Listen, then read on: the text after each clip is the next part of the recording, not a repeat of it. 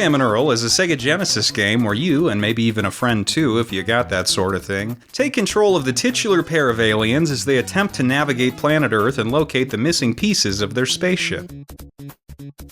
All the while being hunted and harassed by the locals. Everything from evil dentists to phantom ice cream trucks, killer bees, giant gerbils, boogeymen, and even Legend of Zelda fans come out of the woodwork to murder our heroes. Heroes that can't fight back, mind you, or at least can't fight back outside of a few specific power-ups.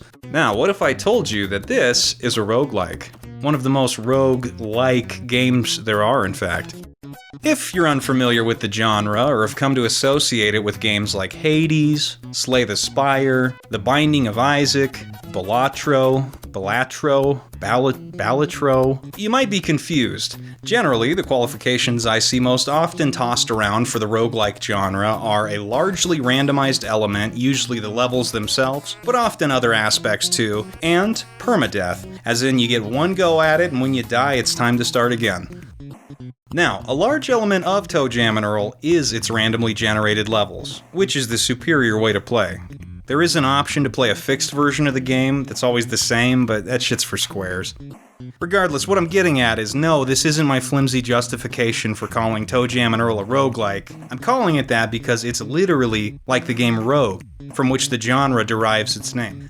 But before we talk about what Toejam Earl is like, I want to talk about what Toejam Earl is. Earth, in Toejam Earl, is made up of these floating land masses in space, stacked up on top of each other. You start down here at floor 1 and you ascend your way to the next floor by finding the elevator, randomly hidden in each level. If you fall off the edge, you'll land back down on the floor below, which isn't always a bad thing. For one, there's no fall damage, and for two, you might find something you missed on your previous visit, especially if your fall lands you on part of the map you didn't explore last time. The downside is you're going to have to find the elevator again to make your way back up. And even though it's probably just there to buy some extra time for generating the next floor, the elevator ride is a really cute little intermission. Toejam and Earl will have banter with each other, stuff like Earl stepping on Toejam's feet or the both of them deciding this planet is fucking nuts. But that all stops when one of the two loses their last life. No more banter in the elevator, just silence. It's kinda sad. Now there's no one to talk to. Toejam's is just on his own. He's leaving Earl's corpse on this planet. Yeah. We did it. We did it, Earl. We made it home. Aww. Where's Earl? There's a ton of these backgrounds too, so each ride up gives you a new one to look at. It's nothing crazy, but it's fun to see the different designs you'll get. Some of my favorites are eyeballs in the Marinara Zone, and of course, the fish bones. There were a lot of fish bones in media for a moment there in the 90s. I just thought I'd say that. More importantly, though, the elevator is a brief moment of respite in this hostile world. It's like the bonfire in Dark Souls. Nah, seriously though, it's good. You can take a sip of your little water cup and shift your booty around in your chair, readjust, get ready for whatever's waiting for you on the other side of those elevator doors. When you first arrive on a floor, you won't be able to see anything on the map until you explore it yourself, flipping these purple tiles to reveal it as you go. There's also a telephone you can find that will randomly reveal a few map tiles. You'll hear it ringing when it's near, and if you spot it, don't wait around too long to grab it or it'll poof away. The floors themselves are made up of all sorts of terrain, like quicksand that slows you down, or bodies of water that can be anything from little ponds and rivers to huge lakes making up the entire map. Some floors have roads that you can move faster on. They're a little lifeline whenever you come across them, a free pathway to explore safely for the most part, and especially nice for escaping enemies. Toejam and Earl themselves have pretty limited movesets by default. They can't jump, or dash, or attack. Instead of swimming, they'll sink to the seafloor and walk around on it, and they'll drown if you leave them in there for too long. Their only real action outside of walking is sneaking, which you can use to avoid waking up sleeping Earthlings. Yeah, they're pretty ineffectual, and that defines the entire atmosphere of the game. You're weak, and fleeing is generally your best option in most scenarios. The inhabitants of Earth usually outclass you in some way, whether it be in raw speed or mobility on a terrain that Toejam and Earl struggle with. For example, the Boogeyman's a real bastard. Not only does he do a lot of damage, but he's translucent when moving and invisible while he's idle, only appearing right when he's about to strike. If possible, I'd avoid these guys at all costs, even if it means going another way. There's the Dentist, who moves faster than you can, but thankfully has a tendency for sporadic movement instead of just following you in a straight line. If he does get you, he'll laugh maniacally, giving you a few seconds to get away from him. Enemies like the Gerbil and Ice Cream Truck can flatten you for big damage and leave you stuck in place for a while. The chickens with the tomato mortar are fairly avoidable if you keep moving, but they're a big problem if you stop. Forget it if the lawnmower guy gets you with the mower, your ass is grass, all 3 cheeks of it. There are enemies too that are more of a hindrance than an outright danger, like the hula girl that will sometimes stop you and force you to dance when you're near her, or the little Cupid guys that fire arrows to reverse your controls. And maybe the most annoying of all, the tornadoes, which won't hurt you but will chase you, scoop you up, and take you on a ride wherever they feel like it, which usually just means into open space, leaving you to fall like Wile E. Coyote. You will try your damnedest to weasel, worm, and squirm your way out of getting got by these guys. It's where a lot of the exhilaration comes from in Toejam Earl. Stress too, but those are 2 sides of the same coin here. I suspect it tickles something deep in the lizard brain, the sensation of being chased by something. Even rendered here in Sega Genesis form, it notches into some primordial groove in my head. Gets the blood pumping, you know? But that's not to say you'll always be on the run. While Toejam and Earl are weaklings, they aren't totally defenseless. Throughout your exploration, you'll encounter all kinds of items. There are more standard ones like food, both good and bad, that'll heal or hurt you, and money called bucks that can be used to buy items or services from the few helpful Earthlings you'll come across. But more interesting than any of that shit are the presents. Presents come in all shapes, colors, and sizes, and can produce all sorts of positive and negative effects. The catch is, you won't know what any of them do until you've either used one, or find the Carrot Suit Man to identify them for a fee. The presents are randomized too, so even if on your current playthrough the sack is the spring shoes, it doesn't mean that next time it will be too. Presents are where the majority of Toejam and Earl's risk-reward element comes from. Outside of presents that give you items like food, money, or experience, most presents will grant you an effect for a limited time. There are offensive options like the tomatoes or the slingshot that give you a projectile attack. Neither are a surefire defense, but they can take out enemies if you have the space and time to fire off a few. They're actually surprisingly good against the boogeymen. There's more mobility-based presents like the rocket shoes and the high tops, which can help you get around the map quickly and escape enemies. The high tops being more of an opt-in situation, whereas the rocket skates are just on until they run out. They'll also restrict your turning to 90 degrees at a time, meaning if you want to do a full 180, you're going to need a little bit of space to pull off the maneuver. Otherwise, you'll most likely fly off the map. Others are good for making an escape, like the decoy and the boombox, distracting the focus away from you or making all the enemies in the screen dance respectively, which is pretty funny.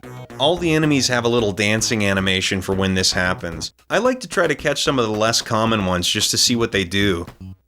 The inner tube is the go-to option for crossing bodies of water quickly and without being molested by sharks.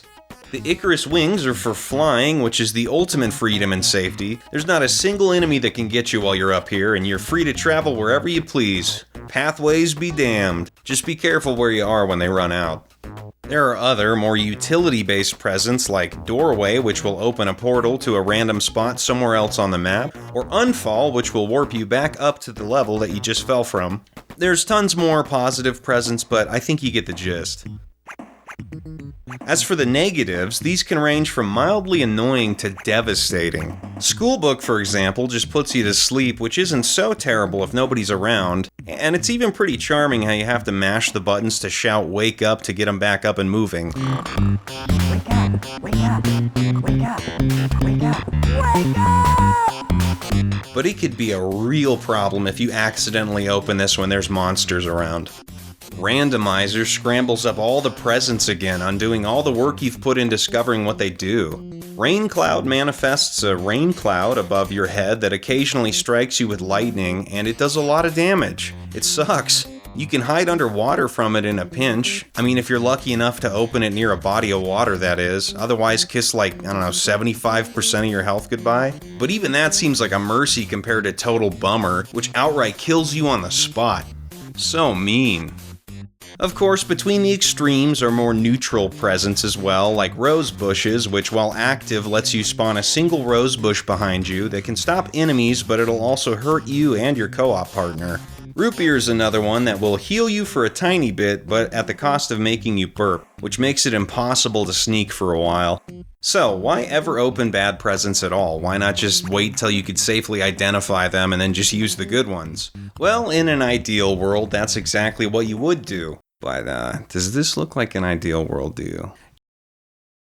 Yeah, as you make your way into the higher floors of Toejam and Earl's world, meaner and scarier Earthlings will become more common and more plentiful.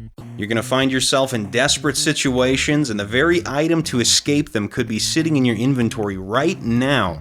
All you gotta do is use it. Fuck. Alright, so what's this gotta do with Rogue? Well, everything really. Rogue is fucking old, from 1980 in fact, or at least its first iteration was, as I understand it. Since then, it's come in many forms and flavors, shapes and sizes across the years. Shit's like Tetris or Pong in that regard. Version aside though, they all share a core gameplay identity, that being a procedurally generated dungeon crawler with permanent death. Yeah, surprise, surprise, I know, but it does go beyond that, beyond the broad strokes I mean. At the time of Toejam and Earl's development, the roguelike genre didn't exist. No collection of ideas we've come to associate with the term, there was just the game Rogue. And like I said, Toejam and Earl is like it. A lot like it, actually. Not dissimilar to what the Mother series is to the traditional JRPG, Toejam and Earl is a direct spin on Rogue, or more aptly maybe, an inversion of it.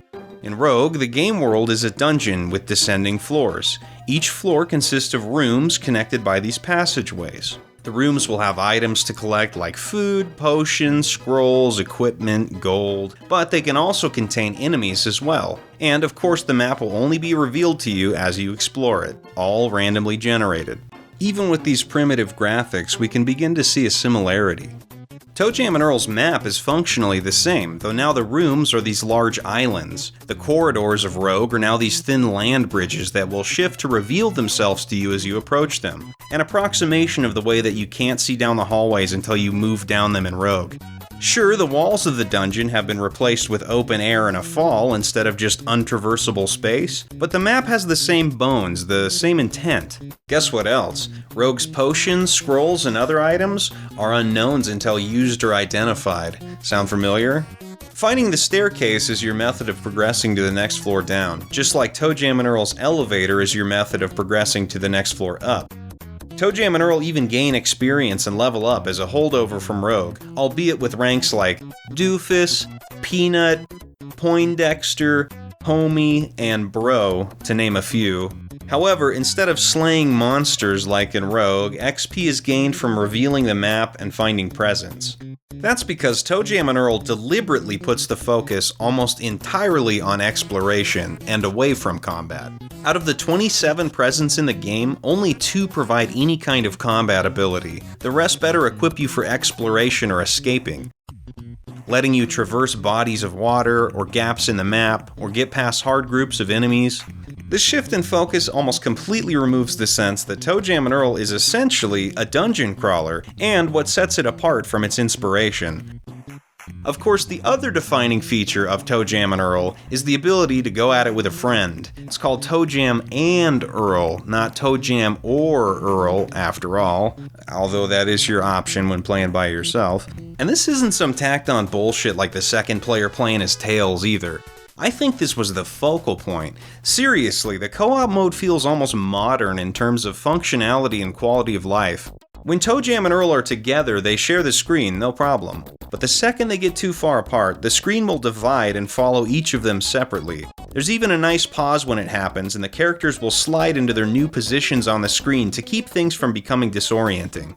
You're even able to look through your own inventory without messing up the other player's screen or pausing them when you're separated. Wherever you are will pause like normal, and wherever they are will carry on like nothing's happening. If you're together though on the same screen, opening the present menu will pause both of you, regardless of who does it. The benefit being, any presents used this way will be granted to both players, so there is some strategy in deciding when to open certain presents, especially ones that give you money, level ups, or extra lives, stuff like that. The map will still take up the full screen and pause the game, but it's pretty easy to communicate when you'd like to look at it to avoid fucking up the other player too much. It's been one of my favorite co-op experiences in recent memory. It's just such a great time to have someone just as pathetic and scared as you to bumble around the world with. And playing co-op is a great way to get people into the game, especially people that don't really play video games often. I feel like I could even get my mom into this with just a little bit of explanation, and she still thinks that video games cause violence. Toejam Earl has such a simple goal of find the spaceship pieces and get to the next floor, and such a clear visual language that it's really easy to intuit a lot of information even your first time playing, and that goes a long way for approachability. Nowadays, spins on more traditional RPG mechanics aren't so uncommon, but it's cool to see something this early on draw inspiration from a singular source instead of the tropes we associate with the genre today. Toejam Earl is a unique specimen. By mutating the core concepts of Rogue, it almost becomes something more akin to a survival horror game than a dungeon crawler. There's nothing I know that's quite like it, and I'd recommend it to everybody. And if you're not gonna play it, at least go listen to the soundtrack, cause it fucks.